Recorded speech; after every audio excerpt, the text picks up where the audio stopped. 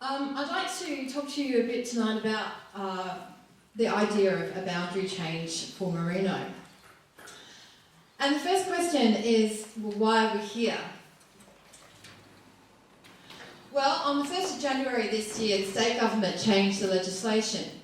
And the legislation now provides for either a community group or a council to apply to the Boundaries Commissioner to change the boundaries. And what this means that if a head petitioner can attract 10% of the voters in the area, that they can lodge an application with the Boundaries Commissioner. And the first thing that the Boundaries Commissioner will decide will be the threshold question of whether or not it should be investigated any further. At that point, and I should add first of all that Holdfast Bay's the motion was not to do a boundary reform change. It's actually to see if the community would like to lodge an application for a boundary change, and in the event that the community did want to do that we would be supportive of it. So I want to just make it very clear from the beginning that the ratepayers and the residents of Merino are actually in control of this whole process, that we're not initiating any application at all. So the Boundary Commission will then decide the threshold question of whether or not that this is a boundary change that should be investigated. And once that decision is made, more than likely in the affirmative, that will then trigger an investigation process. And at that stage, Holdfast Bay will then go in and have a look at the assets and the infrastructure, and then we'll make our own determination about whether or not this is in the best interest of our ratepayers as well. So we're here tonight because since the election, and constantly I have people that live in Merino tell me that they feel that they're a part of Holdfast Bay. They have kids at my kids' school, or they are members of our clubs, or they use our facilities, or they've grown up here and they've been to school down in Holdfast Bay themselves. So when I became mayor and I looked into it a bit more, I thought, well, this might be the perfect opportunity to have this conversation, to see whether or not this is something that the Merino residents want, whether or not it's in our financial interest to do that, and whether or not we should develop this conversation. But as I said, it's very much the community's decision, and the purpose of tonight is just to explain to you the process. It's a very long-term process. Wouldn't be looking for any sort of change to happen until the next election, which is in 3 years' time. So there's plenty of time to get heads around everything. So this is all about communities of interest. And of course it's the 5049 group who today convened this meeting, and obviously they see a community of interest between everybody that lives in the area, Merino, Kingston Park and Seacliff. And we see that as just as much as you do. We are all a part of the coastal community. We're a part of the bay. I mean, you are the end of the bay, and it's a natural geographical boundary to be down here. Interestingly, Merino was once part of the Brighton District Council before it became Marion. And we know that the residents work and play in Holdfast Bay, members of our surf club, tennis clubs. So what are the benefits for the Merino residents? Well, as I said, you already use our facilities, and we know that. We are big users of our library. And here we are at this amazing facility here that was only opened last year. But overwhelmingly, the biggest benefit for you is the reduction in rates. You can see from the chart here and on the brochure that I've provided you, is that on an average house of $650,000, there would be a reduction in rates per annum of over $600.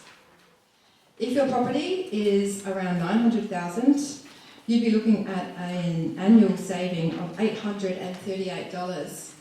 Now, if you're lucky enough to have a $1.2 million place around here, which I'm sure in very near future there'll be a lot of places because it's such a beautiful area, you'll be having a reduction in your fees of $1,118.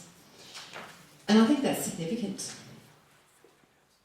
That's because the rate in the dollar in Holdfast Bay is a lot lower. So there's many benefits for Merino. There's the economic benefit. There's the benefit of being a part of the community and contributing your rates to a part of the community that you're using. And we see that there's been a lack of investment in Merino. There's been a lot of complaints to me about the lack of amenity, and that retaining walls are falling over, and that the roads aren't up to the standard. In comparison, in the last 5 years, Holdfast Bay has invested $29 million in the Brighton and Seacliff wards, which is a substantial fund. That does include grant funding. I'd just like to draw attention to the fact that many people think that we spend a lot of our money in the Glenelg and Somerton area, but the contrast is that we have only invested $9 million, including grant funding, into the Glenelg and Somerton area in the last 5 years.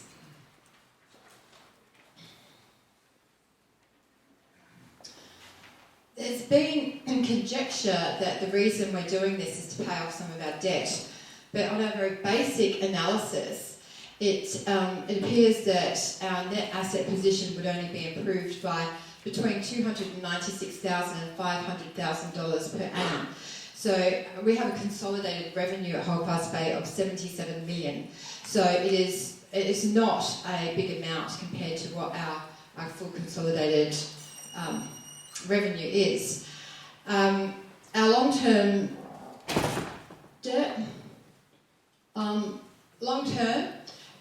we're committed to keeping our rates down to capped to the local government CPI level. We have borrowed substantially to invest in our community. This is a prime example of our investment. This is, I think, about a $12 million community venue that we have just completed last year. We've also invested heavily in the Brighton Sporting Precinct, which is being constructed at the moment. That's a $12.7 million facility. And we think that because interest rates are low right now, and we have the capacity to borrow and to repay, debt ceiling is, the ceiling is at 2% and we're at 1%. We don't have a problem with our debt position. The merger's also been flouted, and I can unequivocally say that Holdfast Bay is not interested in a merger. We don't think that mega councils have been successful anywhere. They like having a boutique council, but they also like that their council rates are substantially lower. Also, I don't believe that there's a current motion from the Marion Council to merge. So it's, as far as we're concerned, it's an impossibility. It's not going to happen. It doesn't have any sort of political support whatsoever. So where to next? So this is really the first basic step to see whether or not there is some community interest in this. Well, let's start with an overview from the way I can say I see it.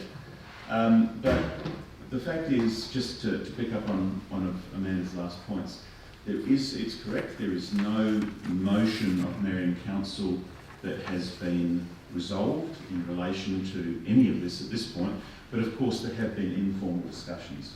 So no decision, that's true, but if there was a motion put on the table by someone else that the boundaries will change, Marion would be ready to respond very quickly.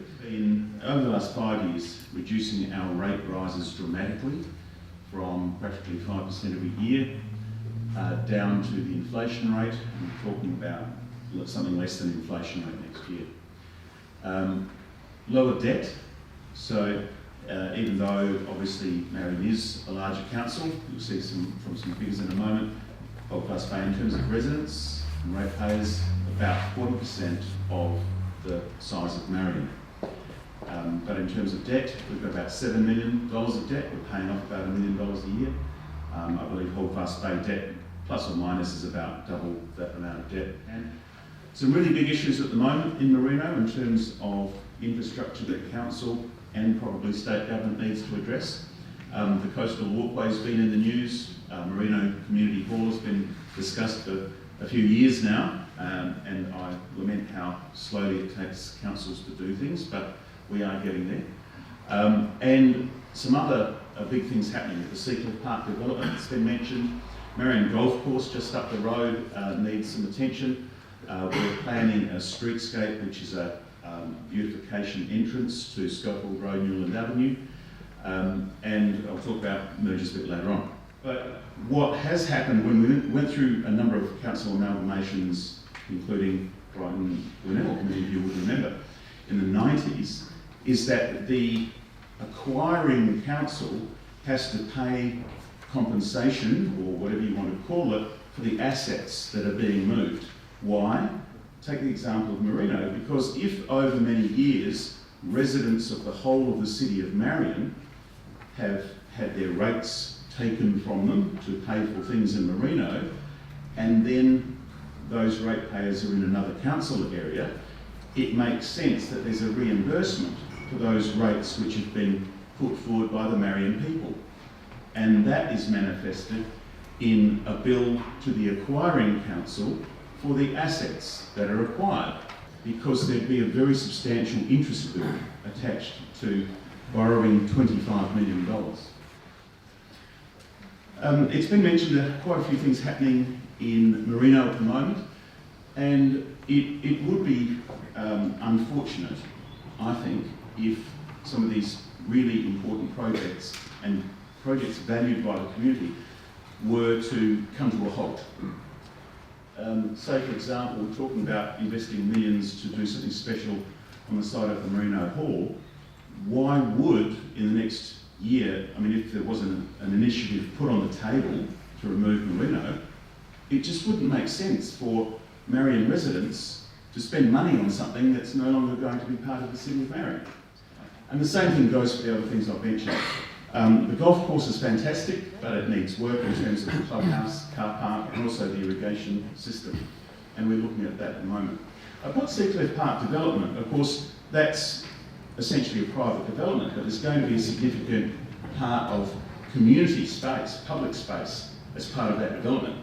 And I suppose it's just posing the question, who do you want to be responsible for developing that space the way you want it? Which council is going to be more responsive, which council is going to be able to afford to put in the facilities that you want. But we have literally saved hundreds of thousands of dollars a year in expenses through these collaborations. We've offered to work with Holdfast Bay on such things, but we're finding more willing partners at the other end of town. It's saving us money, so it's really it's the future for councils in Adelaide, really. This is an interesting one because we can talk about rates, and I know that I can't win that battle. If somebody doesn't care about anything else, any council services, and they just want a lower rates bill next year, then they'll probably support, oh, let's get our house into another council area. But let's look at, instead of the revenue side, from the council point of view, look at the cost side. So you've got Holdfast Bay just under $1,800, you've got Marion a bit less than $1,600, about $210 difference per ratepayer.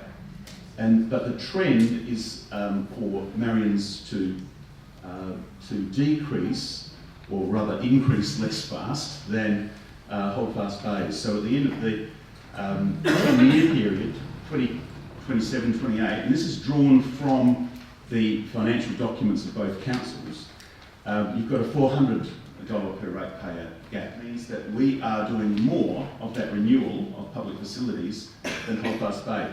Not in absolute terms, but in terms of percentages of our budget, as well as absolute terms.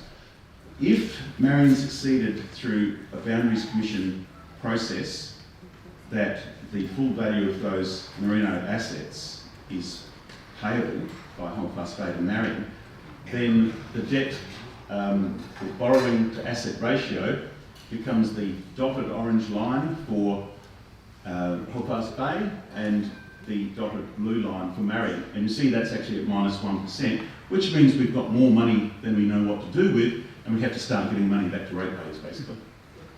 I think most of us would recognise that across Holdfast Bay and Marion, we all use each other's facilities all the time. Whether you're in Warradale or Shido Park or Hallett Cove, you go down to Glenelg at the great activities they have by the jetty sometimes, and you go to the beaches, you go for a stroll along the esplanade in what is the Holdfast Bay Council. But by the same token, if you're living in Holdfast Bay, you might go to the Marion outdoor pool. You probably go and shop at Westfield sometimes. You might come to the symphony we had at Warraparinga in the wetlands with the Adelaide Symphony Orchestra recently.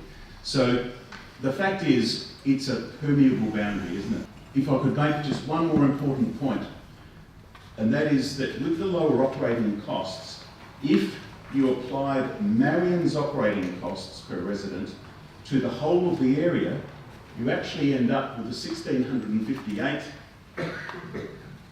rate figure, average rate per ratepayer, rather than what we're paying now. And it ends up being cheaper for everybody. Incredible, but true.